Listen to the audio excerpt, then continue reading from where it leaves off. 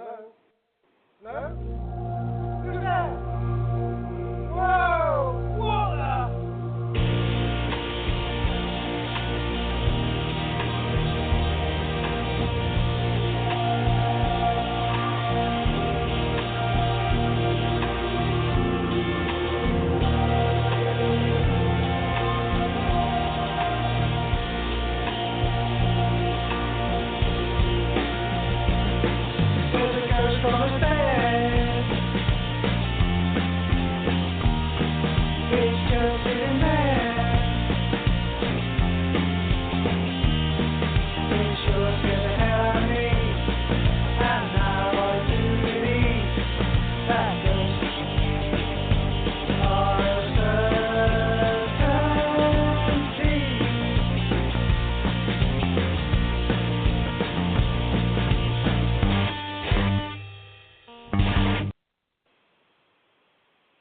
Sup, everyone. Welcome to Tuesday Night Ghost Chat Radio.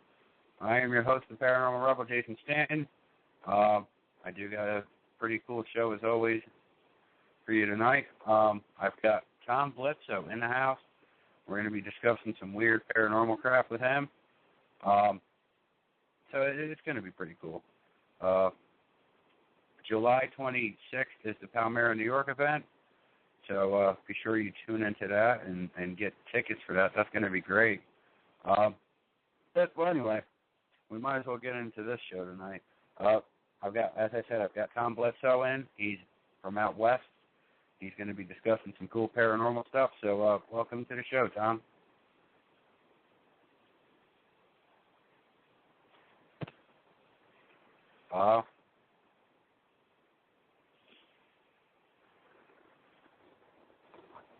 He's there, but I think he's having technical difficulty. Hello, can you hear me now? Yeah, we can hear you. There we are. I said, hey, it's my pleasure, now that I'm here. Excellent. So, where are you from, Tom? Well, I'm from Idaho, near Boise, a little town called Nampa. Cool. Well, what kind of cool stuff is that in Idaho? Been traveling everywhere, but only have really lived here, and I really like it. Excellent. Well, what's out in Idaho? Not a lot.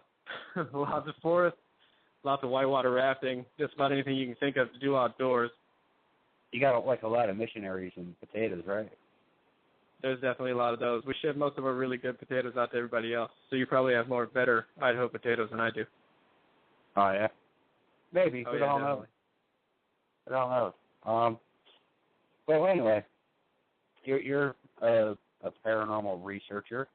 How long have you been researching? Well, I've been doing kind of freelance for quite a while. It's been a hobby and interest of mine since I was a younger teen.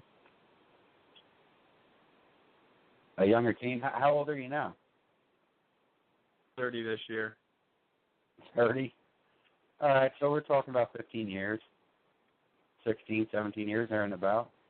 That ain't too bad. Yeah. Bad. Nothing wrong with that, man. Nothing wrong with that. Nope, I'm getting there. What's the story behind the reason why you've gotten into this field? Well, I just, my mom is Korean, or was Korean. She's passed now. But just due to being raised that way, I've always been raised with this really deep-found respect for your elders and then everybody who's come before you, kind of your progeny. And I guess that's kind of where that stems from, just the respect. Yeah. And then I grew up with this real thirst for history, and I've just really latched onto that. It's something I've always loved. And to me, this is all just a look into the past. It's almost like a representation. So I'm really into that. So your mom's Korean. What is your dad? He's as white as you can get. As white as you can get? So you look up white in the dictionary, and it just shows a picture of your dad? Yeah, well, not albino or anything, but no, he's just an average American. There you go. Nothing wrong with that. Nope. Nothing wrong with that at all. So growing up in different sort of, I guess you can say, backgrounds, what side of your family, your mom or dad was more spiritual?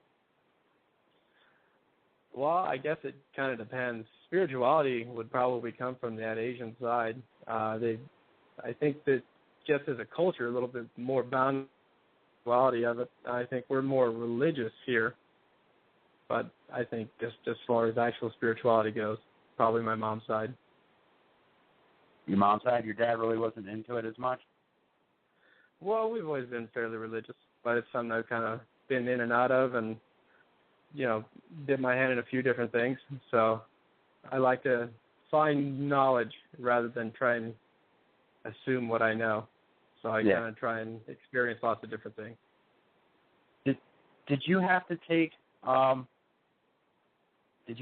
your shoes off? Every time we came in, I made my friends take their shoes off, and if they didn't, my mom would yell at them, chase them back out the front door until they took their shoes off. She was a really strict lady. I don't know if you know any little Asian ladies, but they can scare you. Yeah. I personally, I'd be like, man, put your shoes back on. You're letting out all the stink. You know, there is that. And you can't be humble about, you have to be humble about big holes in your socks. You have to be aware of what you're doing. Come over to my house. Hey, it's all good. It's all good. That's all right. I'm pretty sure my socks have holes in them, too. I'm no better. Hey, nothing wrong with that, man. Nothing wrong with that. So, your mom's kind of like, you know, basically, you know, bouncing you back and forth from different churches and different sort of things like that, you know what I mean? Well, it wasn't so much my mom. When I grew up, I guess the most affiliated religion was LDS. And past that, when I became a teenager, I just kind of went around to a few different denominational churches just to, you know, see what they were about, because, you know, you can read about theology, but until you're really there, you have to experience something. You can always talk all day long about what you've read, but until you've experienced it, you really don't know shit. Yeah, that's basically the way it is. Can you tell me about some of your first paranormal experiences? Well, some of my very first ones, I imagine, would be just, you know, kind of sightings, different feelings. Obviously, there's always those feelings people get, but they were always just a little bit different, I guess. It's never something that I've been very frightened of, just something I've always been more aware of. But I think that there was one time I woke up and sat stark up in bed and saw an effigy of somebody who I knew, who wasn't dead, but I guess was just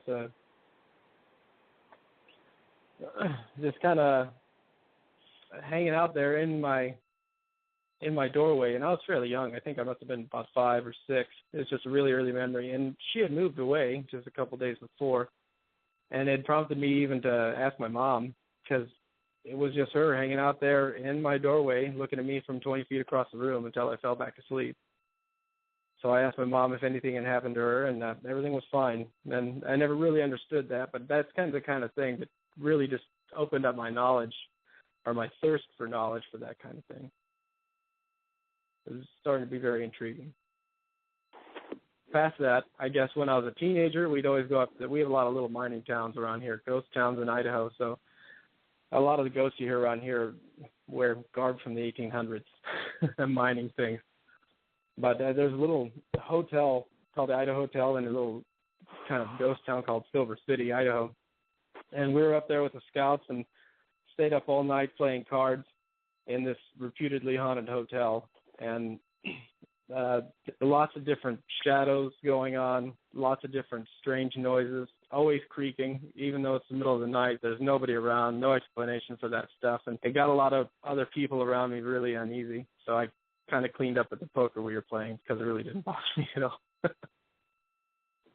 Yeah. Hey, nothing wrong with that. When did you start getting more involved with the paranormal, joining a team, or did you form a team? How did that happen? Well, I've always kind of been unaffiliated with an actual team, but I've been in league with a few different people that I've known just locally to go around and kind of investigate things we'd all heard about. I'd probably say it was probably my early 20s, and I was into it for a little while, started having kids, kind of got a little complicated after that. But that's when I was kind of really into it. I guess that would be the beginning. We went out and stake out places, hang out, and try to investigate as best as we could what was going on. Yeah, you work with Ryan, right? What's that? You work with Ryan, right? I have before, yes, I have. But we've known each other now for, I guess, going on about 4 years or 3 years, but really not earlier. So that was about mid-20s. Awesome. We all may be working together in the future. We'll have to see what happens with that, but that's actually I look pretty forward cool. to that. That'd be great. It would be, I think. I think that would kick ass.